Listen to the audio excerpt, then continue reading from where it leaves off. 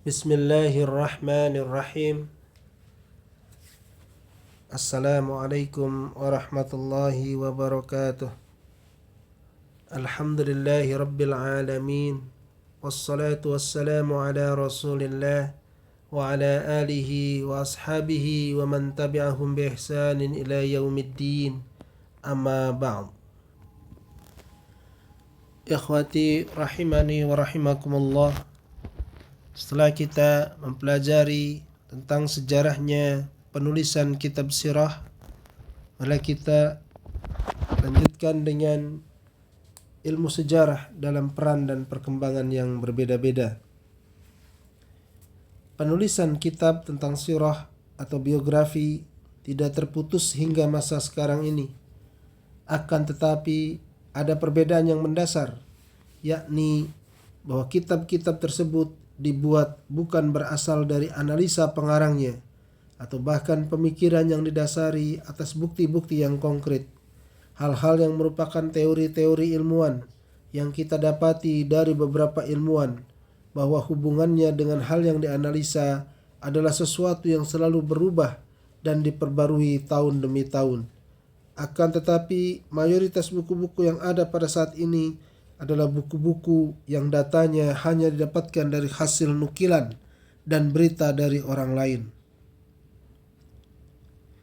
Sesungguhnya orang-orang yang fokus di dalam ilmu tersebut hanyalah orang-orang yang hanya mendapatkan berita kemudian menukilnya dan menjadikannya sebuah buku.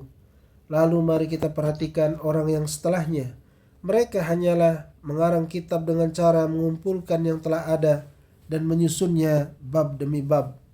Oleh karena itu, jika kita perhatikan lebih jauh lagi dan kita bandingkan kitab yang telah dibuat oleh orang-orang pada saat ini dengan ulama atau ilmuwan zaman dahulu, maka terdapat banyak sekali sesuatu yang harus dikritisi dan ditinjau ulang.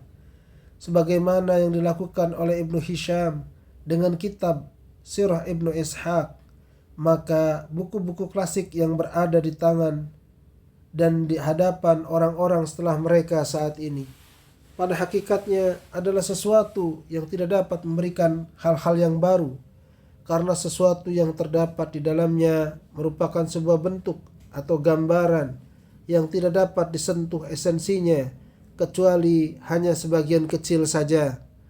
Oleh karenanya kita dapat mengelompokkan para pengarang kitab dalam hal tersebut ke dalam dua bagian besar. Pertama, kelompok orang yang hidup di bawah naungan kitab-kitab klasik yang dibuat oleh ulama-ulama terdahulu.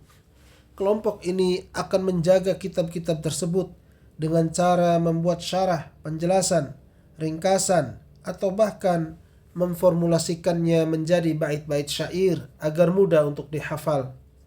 Yang kedua, kelompok orang-orang yang membuat dirinya seolah-olah sebagai pengarang yang mengarang sesuatu yang baru.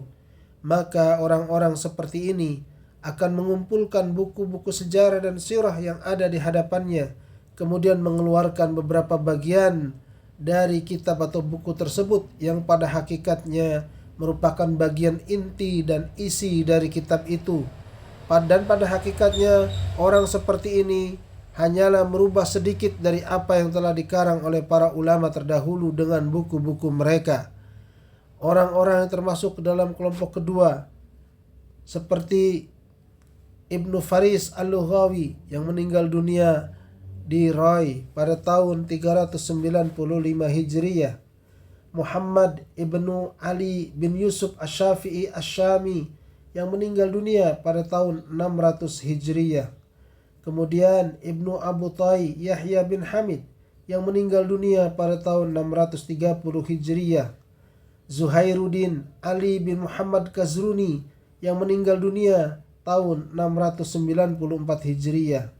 Alauddin Ali bin Muhammad Al-Khalati Al-Hanafi yang meninggal dunia pada tahun 708 Hijriyah. Ibnu Sayyid An-Nas Al-Basri Asy-Syafi'i yang dilahirkan pada tahun 661 Hijriyah dan meninggal pada tahun 734 Hijriyah. Ibnu Sayyid An-Nas memiliki sebuah kitab yang berjudul Uyunut Athar fi Funun Al-Maghazi Wasyama'il Was-Sa'ir, dan juga sebuah buku khutbah yang dikarangnya.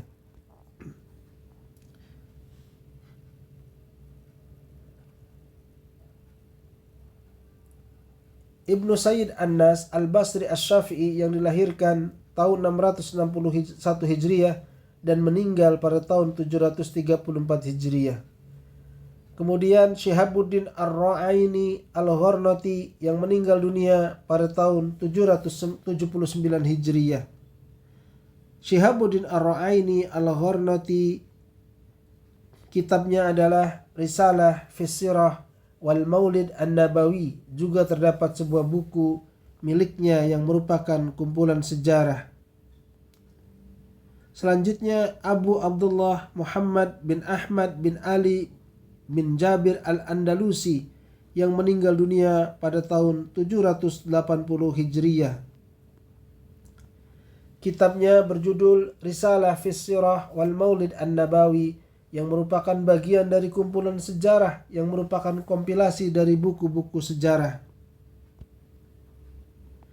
Kemudian Muhammad bin Yusuf As-Salihi, sang pemilik kitab As-Sirah Asy-Syamiyah, dia meninggal dunia pada tahun 942 Hijriah. Nama kitab tersebut adalah Sabilul Huda war Rasyad fi Sirah Khairul Ibad. Kemudian Ali bin Burhanuddin yang merupakan pemilik kitab As-Sirah Al-Halbiyah, dia dilahirkan di Mesir tahun 975 Hijriah dan meninggal pada tahun 1044 Hijriah, dan masih banyak lagi selain mereka yang telah kami sebutkan tadi. Ali bin Burhanuddin yang merupakan pemilik kitab As-Sirah Al-Halbiyah. Nama kitab ini adalah As-Sirah Al-Halbiyah, yaitu Insanul Uyun fi Sirat Amin Al-Ma'mun, fi Sirat Hamin Al-Ma'mun alaihi salatu wassalam. Uyun fi Sirat Al-Amin Al-Ma'mun alaihi salatu wassalam. Walhamdulillah.